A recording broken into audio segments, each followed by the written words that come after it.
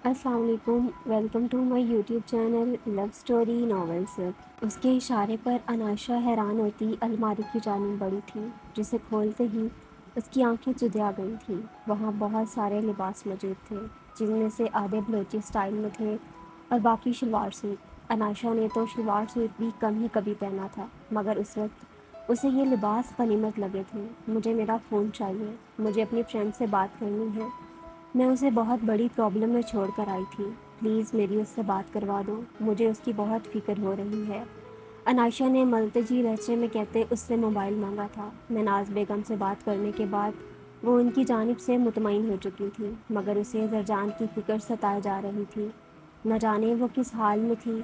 उसे बिल्कुल भी उम्मीद नहीं थी कि ज़ाकवान उसकी बात मान जाएगा, मगर अगले ही लम्हे ज़ाकवान ने पॉकेट से उसका मोबाइल निकाल कर उसकी जानिब बढ़ाते उसकी सोच को बिल्कुल गलत करार दे दिया था। अगर इस मोबाइल का गलत इस्तेमाल किया गया तो ज़ाकवान ने बात अधूरी छोड़ दी थी। वो उसे महनाज बेगम और अपने ख़ानदान वालों से बात करने से सख्ती से मना कर चुका था। अनाशा बज़ाहिर तो उसकी बात मान चुकी थी, मगर उस पर आगे चलकर अमल करने का उसका कोई इरादा नहीं था। ज़री, तुम ठीक हो? तुम्हारी शादी रुकवा दी गई ना? अनायशा कल से ट्राई कर रही थी, मगर उसका जरजान से राब्ता नहीं हो पाया था। आज भी सुबह नाश्ता करने से पहले उसने जरजान का नंबर डायल किया था, जो पहली बेल पर ही रिसीव कर ली गई थी। अनायशा ने उसकी बुझी सी आवाज़ सुनते ही बेचैनी से पूछा था, हाँ रुक गई है शादी, मगर तुम्हारे साथ जो हुआ, मुझे वो सब पता चला है। मुझे माफ़ कर दो, मेरी वजह से तुम्हें वो सब बर्दाश्त करना पड़ रहा है। जरजान उसकी आवाज़ सुनते ही रो दी, जबकि उसकी शादी रुक जाने का सुनकर अनायशा के दिल में सुकून उतर गया था। ओहो, तुम मेरी फ़िक्र मत करो, मैं बिल्कुल ठीक हूँ और बहुत जल्द उस सरदार की अकल भी ठिकाने लगा दूँगी। तुम मुझे बस इतना बताओ, अब तुम परेशान तो नहीं हो ना? और तुम्हारे उस लवर बॉय ने रिश्ते की कोई बात चलाई तुम्हारे घर वालों के साथ? अनायशा उसकी आवाज़ में घुली परेशानी नोट कर चुकी थी। उसके पूछने की देर थी जब दूसरी जानिब बैठी दरजान फूट फूट कर रो दी थी। ज़री, क्या हुआ है? तुम रो क्यों रही हो? वहाँ क्या हुआ है? जल्दी बताओ, मुझे टेंशन हो रही है। अनायशा का दिल चाहा था उड़कर अपनी बेस्ट फ्रेंड के पास पहुंच जाए। वो अब कभी मुझसे शादी नहीं करेंगे। उन्होंने मुझसे मोहब्बत का रिश्ता भी ख़त्म कर दिया है। तुम ठीक कहती थी, ये मोहब्बत बहुत रुस्वा करती है। इन रास्तों पर चलना ही नहीं चाहिए। जरजान हिचकियों के बीच बोलती अनायशा को मज़ीद परेशान कर गई थी। देखो ज़री, रिलैक्स हो जाओ, पानी पियो और तहम्मुल से मुझे सारी बात बताओ। आखिर हुआ क्या है? मुझे इस तरह तुम्हारी कोई बात समझ नहीं आ रही। अनायशा का जवाब दे चुका था। दिलशेर ने बोला है वो मुझसे शादी नहीं करना चाहते, और अब आगे हम दोनों के बीच मोहब्बत का रिश्ता भी ख़त्म हो चुका है। उन्होंने मुझसे सारे ताल्लुक़ तोड़ दिए हैं। जरजान का मुसलसल रोने की वजह से गला बैठ चुका था। वॉट? मगर वो ऐसा कैसे कर सकता है? तुम्हारे मुताबिक तो वो तुमसे मोहब्बत करता था। अनायशा को ये बात सुनकर दिलशेर पर बहुत गुस्सा आया था। हाँ, मोहब्बत तो वो अब भी करते हैं, मगर ताल्लुक़ ख़त्म करने का फ़ैसला उन्होंने मजबूरी में किया है। जरजान आंसुओं के दरमियान बोली, क्या मतलब? मैं समझी नहीं। ऐसी क्या मजबूरी? अनायशा का दिमाग पूरी तरह से उलझ चुका था। सरदार साईं नहीं चाहते कि हम दोनों की शादी हो, और दिलशेर हमेशा से वही करते आए हैं जो सरदार साईं उन्हें कहने को कहा है। वो अब उनके कहने पर मुझे छोड़ चुके हैं। जरजान की बात सुनकर अनायशा का गुस्से से बुरा हाल हुआ था। ये क्या नॉनसेंस है? ये साइको सरदार होता कौन है? किसी की लाइफ के फैसले करने वाला? और कैसी मोहब्बत है उस दिलशेर को तुमसे, जो किसी के भी कहने पर यूं छोड़ देगा? तुम उस जैसे बुज़दिल मर्द के लिए क्यों रो रही हो? ऐसे मर्द कम से कम मोहब्बत के काबिल तो बिल्कुल भी नहीं होते। अनायशा को ज़ाकवान के साथ साथ दिलशेर पर भी बहुत गुस्सा आ रहा था, जिसने इतनी आसानी से अपनी मोहब्बत को कुर्बान कर दिया था। मैं बहुत मोहब्बत करती हूँ उनसे, वो मेरे साथ ऐसा कैसे कर सकते हैं? मैं उन्हें कभी माफ़ नहीं करूँगी। जरजान की हालत देख अनायशा की आंखें भी भीग चुकी थीं। कॉल डिस्कनेक्ट हो चुकी थी, मगर अनायशा का पूरा चेहरा भीग चुका था। उसकी लाइफ में अब तक जरजान और उसकी मामा सबसे इम्पोर्टेंट रही थी। उनके सिवा उसके पास कोई रिश्ता नहीं था, और जरजान को तकलीफ़ में देख उसकी अपनी हालत खैर हो चुकी थी। वो अपने रिश्तों की खातिर कुछ भी कर सकती थी, और अब आगे करने वाली भी थी। उसने मोबाइल टेबल पर रखते बेड की जानिब देखा था। ज़ाकवान रात भर रूम में आया ही नहीं था, ना ही सुबह से वो कमरे से निकली थी कि बाहर के हालात का पता कर सकती। मुलाजमा ने ही अंदर आकर बेडशीट ठीक करके उसके कपड़े निकाल दिए थे, जो कि एक बलोची फ़िरॉक था। अनायशा اب ایسا کوئی بھی لباس پہننا افورڈ نہیں کر سکتی تھی، اس لیے وہ لباس اٹھاتی الماری کی جانب بڑھی تھی جب اسی لمحے دروازے پر آہٹ ہوئی تھی۔ آ جائیں۔ انائشہ کی جانب سے اجازت ملنے پر ملازمہ نے نظریں جھکائے اندر قدم رکھا تھا۔ سردارنی سائیں، بڑی بیگم سائیں آپ کو نیچے ناشتے پر بلا رہی ہیں، سب لوگ آ چکے ہیں، آپ کا ہی انتظار ہے۔ ملازمہ کی اطلاع پر انائشہ نے الماری میں سر ڈالتے کوئی مناسب سا ڈریس ڈھونڈنا چاہا تھا۔ سردارنی سائیں آپ حکم کریں، آپ کو کیا چاہیے؟ میں ڈھونڈ دیتی ہوں آپ کو۔ ملازمہ اسے کام کرتا دیکھ فوراً آگے بڑھی تھی۔ ارے نہیں، مجھے اپنے چھوٹے چھوٹے کاموں کے لیے یوں دوسروں کی مدد کی ضرورت نہیں ہے، میں کر لیتی ہوں۔ تمہارا نام کیا ہے ویسے؟ انائشہ کو وہ بھاری بھرکم فراک میں بڑی سی شال کو سر پر لے کر اس کا ایک پلو ہونٹوں میں سجائے کھڑی سانولی سی لڑکی بہت اچھی لگی تھی۔ کل سے اس نے اسے ہی اپنے آس پاس دیکھا تھا۔ سردارنی سائیں، میرا نام شبنم ہے، مجھے آپ کی خاص ملازمہ کے طور پر سردار سائیں نے رکھا ہے۔ میں یہیں قریبی گاؤں کی ہوں۔ شبنم کے انداز سے لگ رہا تھا کہ اسے اپنی سردارنی بہت پسند آئی ہے، اس لیے وہ تفصیل سے جواب دیتی بولی، ہم نائس نیم، کب سے کام کر رہی ہو یہاں؟ انائشہ الماری سے ایک پیچ کلر کا شفون کا ڈریس نکالتے واپس پلٹی تھی۔ اسے اتنے سارے ڈریسز میں سے یہ نفیس سے کام والا سوٹ پسند آیا تھا۔ 2 سال سے میری اماں بھی یہیں کام کرتی ہیں اور بڑی بہن بھی، لیکن یہاں کے 100 کے قریب ملازماؤں میں سے سائیں نے آپ کی خدمت کے لیے صرف مجھے چنا ہے۔ شبنم آخری بات بولتے فخریہ انداز میں بولی تھی، جس پر انائشہ دھیرے سے مسکرا دی تھی۔ اتنی ساری ملازمائیں کرتی کیا ہیں یہاں؟ کیا اس حویلی کے لوگ کوئی کام بھی اپنے ہاتھوں سے نہیں کرتے؟ انائشہ کو ملازماؤں کی تعداد جان کر بہت زیادہ حیرانگی ہوئی تھی۔ جی سردارنی سائیں، یہاں سب خواتین کے لیے الگ سے ملازمہ رکھی گئی ہے۔ شبنم اس کی ہر بات کا جوش و خروش سے جواب دے رہی تھی۔ اچھا، باقی سب تو ٹھیک ہے، مگر میرا نام انائشہ ہے، مجھے اسی نام سے پکار لو، مجھے اچھا لگے گا۔ انائشہ ہر بات کے ساتھ یہ ایک ہی خطاب سن کر اکتائے ہوئے لہجے میں بولی، جی وہ سردار سائیں اور بڑی بیگم سائیں ناراض ہوں گے۔ شبنم اس کی بات سن کر پریشان ہوئی تھی۔ اچھا چلو ٹھیک ہے، تم رکو، میں چینج کر کے آتی ہوں۔ انائشہ اسے مشکل میں پڑتا دیکھ جلدی سے بولتی واش روم کی جانب بڑھ گئی تھی۔ حویلی کے ہر انسان کو ڈرا کر رکھا ہوا ہے سائیکو سردار نے، اب تو تمہاری یہ اکڑ توڑ نہ دی تو میرا نام بھی انائشہ اعظم خان نہیں۔ انائشہ دانت پیستی تصور میں سردار ذاکوان جتوئی سے مخاطب تھی۔ زرجان کی آنکھ سے گرا ایک ایک آنسو اس کے دل پر رقم تھا، جس کا حساب وہ سردار اور اس کے دل شیر سے لے کر رہنے والی تھی۔ ڈرائنگ روم میں اس وقت حویلی کی تمام خواتین موجود تھیں۔ ناشتے کے وقت خواتین ایک ساتھ ہی کھانا کھاتی تھیں، جبکہ مرد حضرات اپنی مرضی سے الگ الگ اوقات میں ناشتہ کرتے تھے۔ حویلی میں صرف رات کے کھانے کے وقت تمام افراد ایک ساتھ جمع ہو کر کھانا کھاتے تھے، جس میں ملازمین گھن چکر بن کر رہ جاتے تھے۔ رات کے وقت ڈائننگ ٹیبل کی سربراہی کرسی پر ذاکوان جتوئی ہی بیٹھتا تھا، جبکہ باقی کھانے کے 2 اوقات میں یہ جگہ سفینہ بیگم کی ہوتی تھی، مگر اب وہ کرسی سردارنی انائشہ کے نام لگ چکی تھی۔ آج بہت سالوں بعد جا کر سفینہ بیگم کو اس کرسی کو چھوڑنا پڑا تھا جس بات نے ان کے اندر آگ لگا رکھی تھی۔ وہ جا کر بھی اپنی کرسی پر شمیم بیگم کی پوتی کو نہیں دیکھ سکتی تھی، نہ ہی وہ ذاکوان کی نظر میں اپنا امیج خراب کرنا چاہتی تھی، اس لیے مجبوراً انہیں آج ناشتے کی ٹیبل پر موجود رہنا پڑا تھا۔ سب خواتین ڈائننگ ٹیبل پر بہت ہی خراب موڈ کے ساتھ بیٹھی اپنی نئی سردارنی کا انتظار کر رہی تھیں، جو ابھی تک وہاں نہیں آئی تھی، سوائے شمیم بیگم کے، جو چمکتی نگاہوں سے خالی کرسی کو گھور رہی تھیں، جو اب ان کی پوتی کی ملکیت تھی۔ پہلے ہی دن سردارنی صاحبہ اتنی لیٹ ہوئی، لگتا ہے اسے بتایا ہی نہیں گیا کہ اس ٹائم پر ناشتے کے ٹیبل پر پہنچنا ہے۔ گلناز بیگم خولہ کے کان کے قریب جھکتے خوش ہوتے بولی تھی، ہاں، اور یہ دادی جان نے کیا ہے تاکہ سردار سائیں کے سامنے اس لڑکی کی ویلیو کم کر سکیں۔ خولہ بھی جواب میں مزے لیتے بولی، میں تو بہت خوش ہوں، ملازمت سے پتہ چلا ہے سردار سائیں رات کو اپنے حجرے میں گئے ہی نہیں۔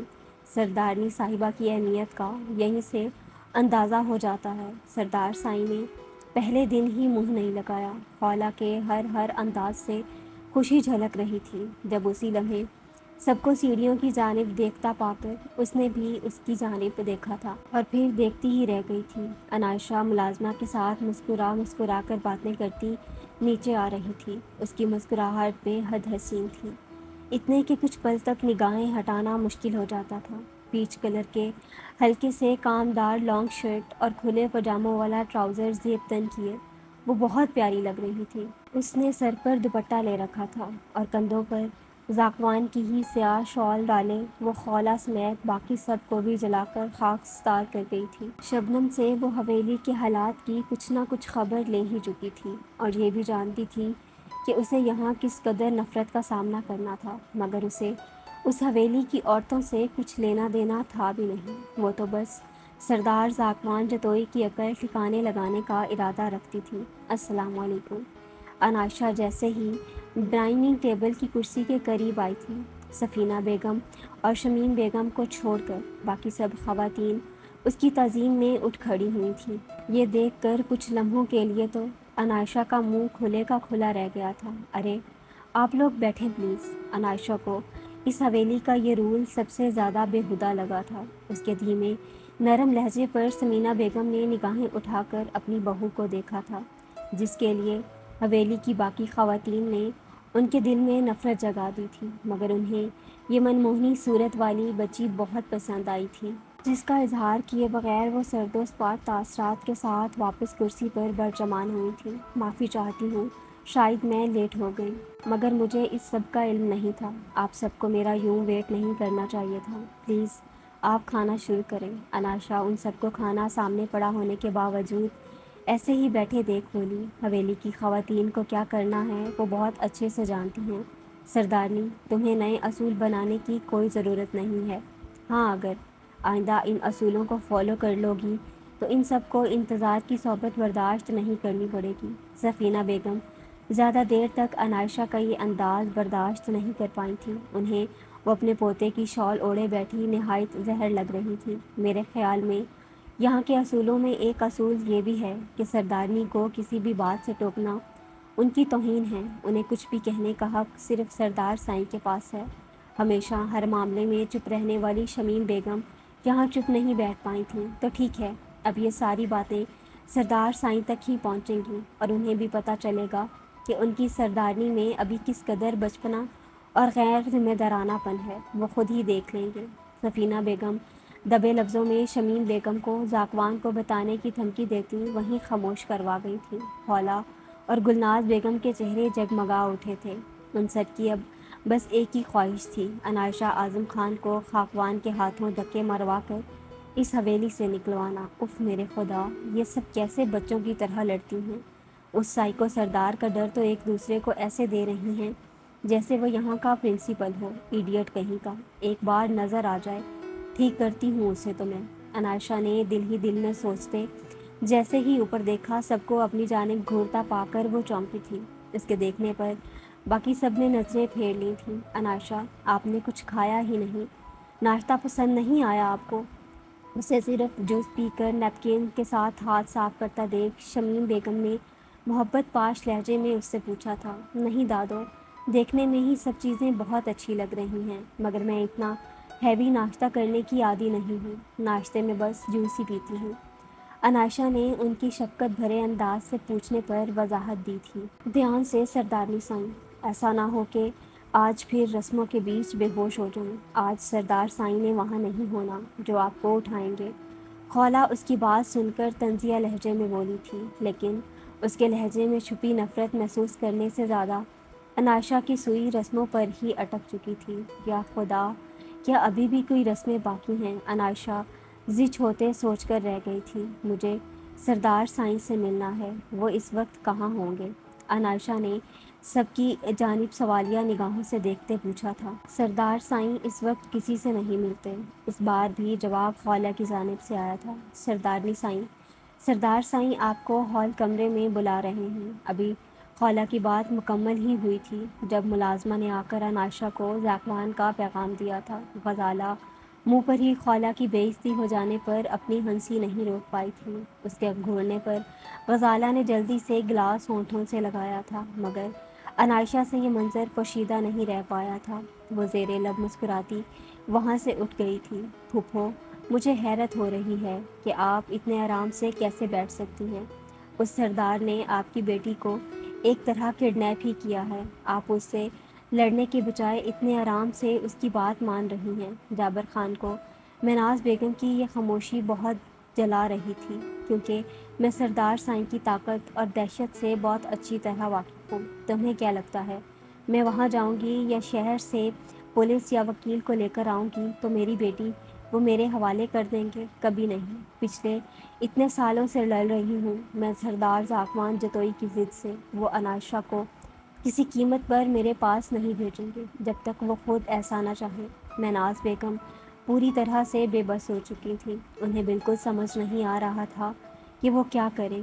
ان کی بات سنتے اور سمجھتے جابر کی آنکھیں چمکی تھیں۔ اس نے وہاں بیٹھے اپنے باپ اور چچا کو دیکھا تھا۔ سردار سائیں کو دھوکے اور جھوٹ سے سخت نفرت ہے۔ اگر انہیں اپنی سردارنی کے ہاتھوں یہ دھوکہ ملا تو وہ اسے ایک پل بھی اپنے پاس نہیں رکھیں گے اور دھکے مار کر حویلی سے نکال دیں گے۔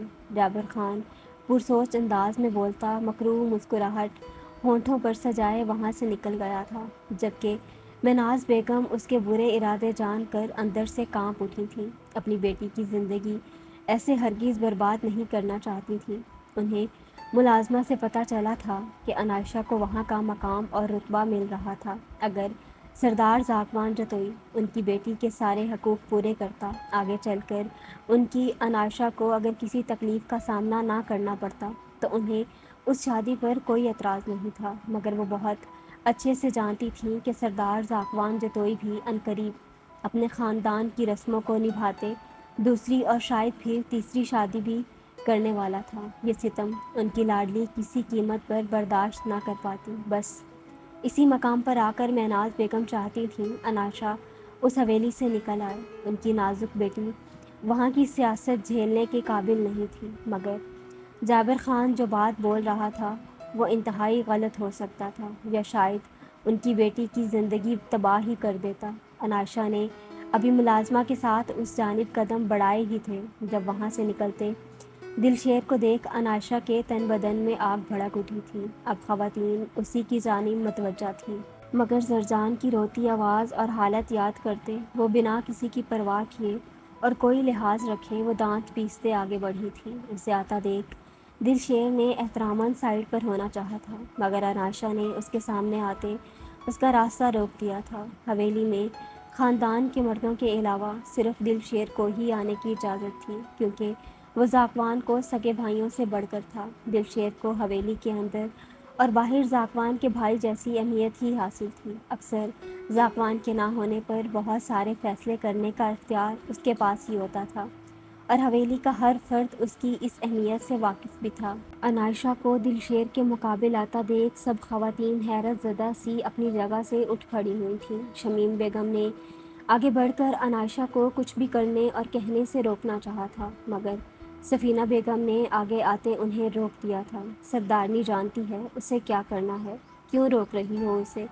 سفینہ بیگم کے انداز میں گہرا طنز تھا۔ تم کہاں بھاگ رہے ہو؟ تم جیسا بزدل اور ڈرپوک مرد میں نے آج تک نہیں دیکھا۔ اگر ایسے ہی پیٹھ دکھا کر بھاگنا تھا تو میری دوست کو محبت کے سبز باغ دکھائے ہی کیوں؟ شرم نہیں آتی کسی لڑکی کا دل توڑتے ہوئے، اسے یوں برباد کرتے ہوئے؟ بد دعا ہے میری، خوش تو تم بھی نہیں رہو گے اور نہ میں اب تمہیں خوش رہنے دوں گی۔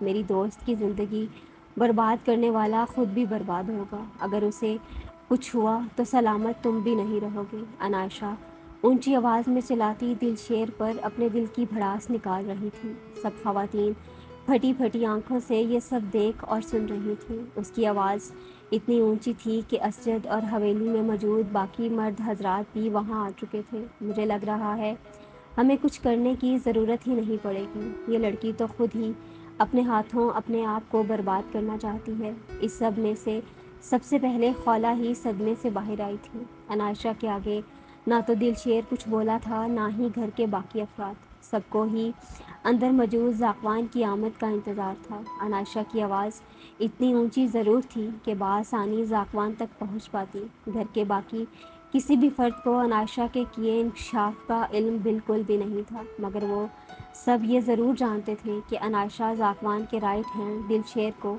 سب حویلی والوں کے سامنے بے عزت کر کے بہت بڑی غلطی سرزد کر چکی ہے۔ انائشہ ابھی مزید بھی کچھ بول رہی تھی جب وہاں آتے ذاکوان کو دیکھ لمحے بھر کو اس کی زبان کو بریک لگی تھی۔ کیا ہو رہا ہے یہ؟ ذاکوان نے اپنے مخصوص روبدار لہجے میں پوچھتے انائشہ کو گھورا تھا، جو خون خوار زخمی شیرنی بنی دلشیر پر بس حملہ آور ہونے کو تیار تھی۔ ذاکوان اتنا تو سمجھ گیا تھا کہ یہ لڑکی اس سے بھی 2 ہاتھ آگے تھی، کسی کو اس کا گھٹیا چہرہ دکھا رہی ہوں، ان لوگوں کا وہ بھیانک چہرہ جو دوسروں کو تکلیف پہنچا کر تسکین حاصل کرتے ہیں، جن کے سینے میں نہ تو دل ہے اور نہ ہی ضمیر۔ انائشہ مٹھیاں بھیجے بولتی وہاں موجود سب افراد کو بے یقین کے دریا میں غوطہ زن کر گئی تھی۔ آج تک سفینہ بیگم کی ہمت بھی نہیں ہوئی تھی سردار ذاکوان جتوئی سے ایسے بات کرنے کی۔ سردارنی صاحبہ، آپ اس وقت اپنے آپے میں نہیں ہیں، اپنے کمرے میں جائیں، وہیں جا کر بات ہوتی ہے، ذاکوان نے گھنبیر لہجے میں کہتے انائشہ کو روم میں جانے کا اشارہ کیا تھا۔ اس نے دور سے ہی نوٹ کر لیا تھا کہ وہ غصے سے کانپ رہی ہے۔ شبنم، ذاکوان کی دھاڑ پر ایک جگہ بت بنی کھڑی شبنم نے آگے آتے انائشہ کا بازو تھاما تھا، جسے چٹکتے انائشہ خود ہی سیڑھیاں چڑھتی وہاں سے ہٹ گئی تھی۔ سائیں، کوئی بات نہیں، سردارنی سائیں غصے میں ہیں، انہیں جو ٹھیک لگا انہوں نے کہا، مجھے ان کی کسی بات کا بھی برا نہیں لگا۔ دلشیر کا چہرہ خطرناک حد تک لال ہو چکا تھا، جسے دیکھ ذاکوان نے کچھ کہنا چاہا تھا، مگر دلشیر اپنے سردار کو کسی وجہ سے بھی شرمندہ نہیں ہونے دینا چاہتا تھا، اس لیے خود ہی نارمل انداز میں بولتا وہاں سے نکل گیا تھا۔ باقی سب اپنی جگہ ہونک بنے یہ سب دیکھ رہے تھے۔ یہ دلشیر بھائی آخر کس لڑکی کو پسند کرتے ہیں جس کی خاطر سردارنی سائیں نے انہیں اتنا سنا دیا؟ اور سائیں بھی کچھ نہیں بولے۔ خولا سمیت ہر ایک کی زبان پر یہی سوال تھا، مگر ذاکوان کے جلالی روپ کو دیکھتے زبان پر یہ سوال کوئی نہیں لا سکا تھا۔ اب مزہ آئے گا، سردارنی سائیں بہت غلط جگہ جا کر الجھی ہیں۔ گلناز بیگم ذاکوان جتوئی کو شدید غصے کے عالم میں روم میں جاتا دیکھ مسکراتے ہوئے بولی تھی، ہائے کاش ہم اس لڑکی کو سائیں کے آگے بے عزت ہوتا دیکھ سکتے۔ خولا حسرت بھرے لہجے میں بولی تھی، جبکہ پاس کھڑی غزالہ کو ان کی باتیں انتہائی ناگوار گزری تھیں، جن کو صرف اپنی فکر تھی۔ ذاکوان شدید غصے کے عالم میں دھاڑ کی آواز سے دروازہ کھولتے روم میں آیا تھا۔ انائشہ نے دلشیر کو سب کے سامنے بری طرح سے بے عزت کیا تھا۔ سب کے سامنے وہ اسے کچھ کہہ کر اپنی سردارنی کی سب کے سامنے توہین نہیں کرنا چاہتا تھا، اس لیے بہت مشکل سے اپنا غصہ ضبط کیے وہ اوپر آیا تھا اور اپنی اس سرپھیری سردارنی کو بخشنے کے موڈ میں بالکل بھی نہیں لگ رہا تھا۔ روم میں آ کر اندر کا منظر دیکھ اس کا غصہ مزید سوا نیزے پر جا پہنچا تھا۔ روم کی کوئی بھی شے اپنی جگہ پر نہیں تھی۔ انائشہ نے شدید غصے کے عالم میں ہر شے کو تہس نہس کر کے رکھ دیا تھا۔ ذاکوان نے سختی سے مٹھیاں بھیجے کمرے کے چاروں جانب نظریں دوڑائی تھیں، مگر وہ اسے کہیں بھی دکھائی نہیں دی تھی۔